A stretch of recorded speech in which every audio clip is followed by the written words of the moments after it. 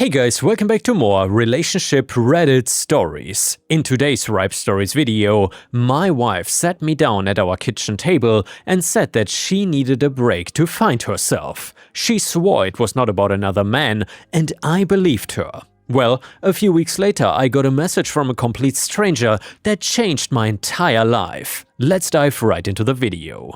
The first relationship story is titled, "Wife asked for a break to find herself," which apparently meant sleeping with other people. So I, 34 male, was together with my wife, 32 female, for 6 years, together for 9 total. Some background that matters later. The house we lived in was mine before we ever got married, and my grandma left it to me, and my parents pushed hard for a prenup before the wedding because of it. My wife signed it without complaint at the time and even joked about it, saying she was marrying me and not a house, and we kept our finances mostly separate too, joint account for bills, everything else in our own names. Our marriage from where I was standing was solid, not perfect, no marriage is, but we had our routines, we took trips, we talked about kids eventually, and if you had asked me to rate my marriage or something, I would have said it's a 8 out of 10, and I meant it. But then one night she sat me down at the kitchen table and told me that she felt lost. She said she didn't know who she was anymore, outside of being a wife, and that she felt like she had disappeared into us, and that she needed a break to find herself. These were her words, not mine. I remember just staring at her because there had been no warning of this, no fights, no distance that I'd noticed, nothing. I asked her what a break meant. Were we separating? Was she leaving me? Did she want a divorce? She said no to all of it. She said she just needed space and time, maybe a couple months living apart, and that she was gonna stay with a girlfriend of hers who had a spare room. Red flag. And I asked the question everyone here is already screaming at their screens. I asked if this break meant seeing other people. She looked genuinely offended and said, "Of course not. This is not about anyone else. This is about me." I suggested marriage counseling. She said counseling was for fixing a marriage, and our marriage was not broken. She was. I suggested individual therapy for her then. She said maybe later, but first she just needed to breathe. Looking back, every answer she gave me was designed to simply shut down anything that involved actual effort or an actual professional asking her actual questions. I agreed to the break. I want to be honest about that. I didn't fight it. I loved her, and I thought if I gave her the space she was asking for, she would work through whatever this was and then come home. She packed 2 suitcases and left that weekend. We agreed to talk on the phone every few days. The first few weeks were rough but normal, if that makes any sense. We talked on the phone, the calls were short and a little awkward, and she gave me a vague update about journaling and going on walks and sitting with her feelings. I kept the house running, went to work, tried not to spiral, and then I got a message that changed everything, and it didn't come from anyone in my life. It came from a woman I'd never met. She messaged me on social media and introduced herself as the girlfriend of a guy who worked with my wife, essentially a coworker, and she apologized for reaching out to a stranger and then said, "I'm paraphrasing from memory, I think your wife and my boyfriend are having an affair, and I have proof. I'm sorry." My stomach dropped through the floor. I called her, she picked up on the second ring, and she was clearly as wrecked as I was about to be. She told me she had gotten suspicious of her boyfriend weeks earlier already, checked his phone while he was in the shower, and found months of messages with my wife. Literally months, meaning it started before the break already. The break to find herself was not the beginning of anything, it was just a cover story for something already happening. She sent me screenshots and I'm not gonna type out what was in them, because I've spent a long time trying to forget the specifics, but there was no innocent explanation possible. There were messages planning the break itself. My wife literally workshopped the finding myself speech with him before she gave it to me. He had suggested that she frame it as a personal journey, so I wouldn't get suspicious or asked to come along to counseling. They joked about how I bought it. I sat in my car in a parking lot and read those screenshots probably like 30 times. I didn't cry though, weirdly enough. I went sort of cold and quiet inside, and honestly I stayed that way through of most what came next. I didn't confront her right away. I took a few days. I made copies of everything. I talked to a lawyer. I quietly moved some money from the joint bill account into my own because the lawyer told me to protect myself. Then I asked my wife to come by the house to pick up her mail and talk about the water bill. She showed up in a good mood. That is the detail that still bothers me. She was chatty and light, telling me the break was really helping her, that she felt like herself again, and that she missed me. She actually hugged me at the door. We sat at the same kitchen table where she gave me the break speech. I asked her calmly how things were going with her coworker. I used his name. Her face did something I'd never seen before. Like a TV changing channels, she went from warm to blank to defensive in about 2 seconds. What are you talking about? I slid my phone across the table with one of the screenshots open, the one where they planned the break speech. I've never watched someone unravel in real time like that before. First, she said the screenshots were fake. When I told her exactly who sent them and how that woman got them, she switched to saying it was not physical, they were just emotionally close and it looked worse than it was. When I pointed to a message that made it extremely clear it was physical, she switched again, and this is the part that broke something in me permanently. She got angry at me. She said that I'd been emotionally absent for years, and she said he saw her in a way I didn't. She said the marriage had been dying and I was too comfortable to notice, and that she didn't want to hurt me, which is why she asked for the break, as if the break was some act of mercy. Instead of a lie, she simply rehearsed with the guy that she was sleeping with. And well, I let her talk until she ran out of words, but then I told her the marriage was over, that I would be filing for divorce and that she should arrange to get the rest of her things. Then she started crying and asking if we could go to counseling. Obviously, the same counseling she refused when I offered it. I told her counseling cannot fix this because the problem is not the communication. The problem is that I know she is capable of looking me in the eye and lying for months. And then she left. I changed the locks that week, on my lawyer's advice, since the house was mine, but here's where it gets almost funny, in a bleak way. The divorce was easy, she didn't fight anything. Why, you may ask? Well, because she was in the full honeymoon glow with her coworker.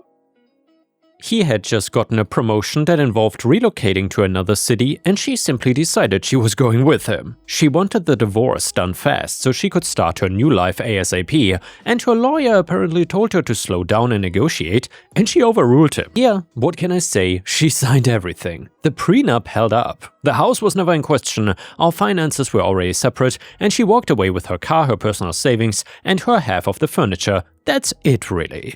At the time she acted like this was fine because she was headed towards something better, but she also quit her job to move with him. One more thing before I get to the present though. When the break first happened, she had told her family and our mutual friends a version of events where I was controlling and cold and she had to get out to breathe. Her parents, who are old-fashioned people that I always got along with usually, were icy to me for a while because of it. After the truth came out, and it came out fast because the coworker's ex-girlfriend was not quiet about any of it, her parents called me to apologize. Her mom cried on the phone, her father told me he was ashamed and that they had raised her better, that lying to them, painting me as some kind of controlling husband to cover an affair, apparently hurt them almost as much as the affair itself. Anyway though, it's been about a year since the divorce was finalized.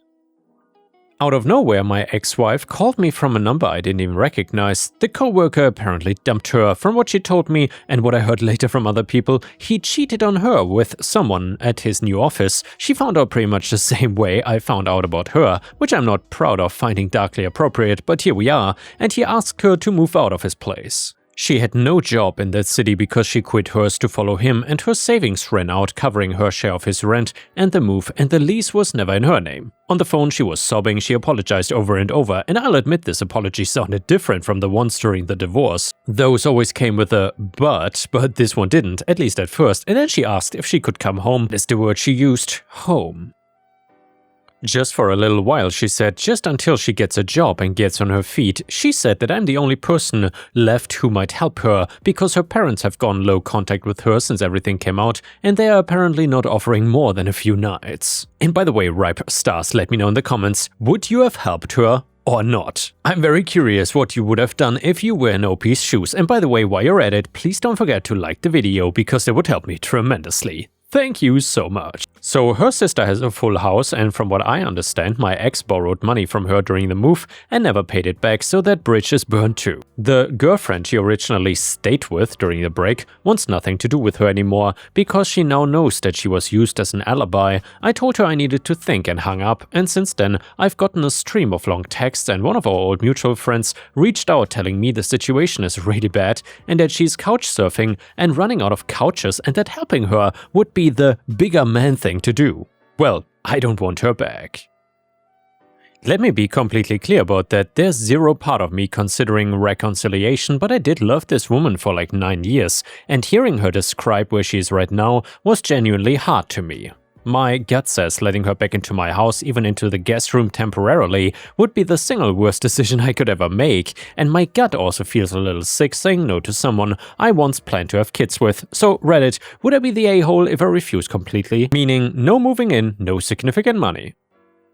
I keep going back and forth between this is not your responsibility, protect your peace, and you're watching someone drown. And yeah guys, let me know in the comments what you think about this. What should OP do here? Comment number 1 said, everyone saying NTA is right, but I want to add something. You're not watching someone drown, you're watching someone who swam away from the boat laughing with another man and is now surprised that the boat didn't follow her. You can point her towards the shore like shelter services whatever without diving in after her. Those are not the same thing, and she's counting on you not knowing the difference. Comment number 2, soft YTA, and I'll take my downvotes, not for refusing to let her move in, that is completely correct, but you spent a whole paragraph going back and forth like this is some kind of hard decision, which tells me part of you wants to be talked into it. That part of you is the problem, not her. She cannot move back in unless you open the door, figure out why your hand is still on the handle. And by the way guys, my apologies if you hear construction noise in the background. I hope the mic cancels it out, I'm not sure though. Either way, comment number 3, NTA. My brother is an addict, different situation I know, and the single hardest lesson our family learned is that you cannot want someone's recovery more than they do. Every soft landing we built him was just a place he didn't have to change. Her family is not cruel, OP, they're just further along the same road that you're standing at the start of. Update number 1 to the story, I didn't expect the original post to get the attention it did. I read a huge number of the comments and a lot of the DMs, including a few from people who let an ex move back in temporarily themselves and lived to regret it in ways that honestly scared me straight.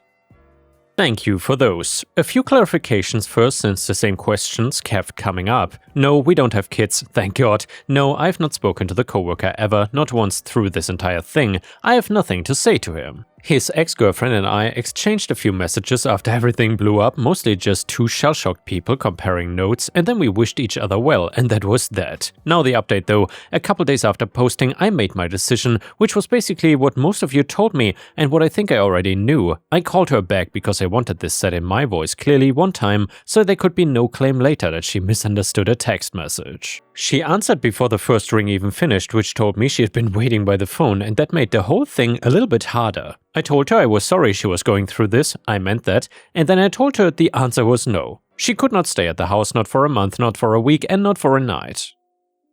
I told her that I had spent a year putting my life back together and that letting her back inside those walls would undo it, and that I was not willing to set myself on fire to keep her warm after what she did. She was quiet for a second and then said, "So after 9 years, that's it? You're really going to leave me with nothing?" And something about the phrasing got to me, because I didn't leave her with nothing. I told her that. I said, I didn't leave you with anything, you left.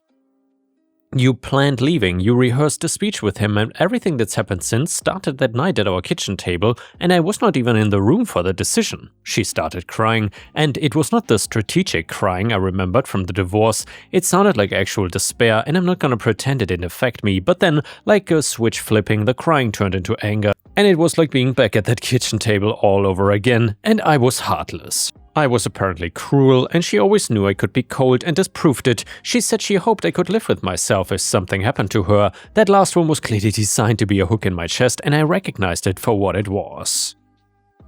I told her one more thing before I ended the call. I said I would send her some info for services in her area like shelters, job placement programs, a legal aid place that helps with emergency housing, and that a friend of mine whose sister works in social services helped me put the list together. I said that was the extent of what I was able to give her, but then came the flying monkeys, though there were fewer than I expected. The mutual friend who had contacted me before called and told me that I was being harsh, that she is clearly not okay, and that whatever happened between us, this was a human being with nowhere to go.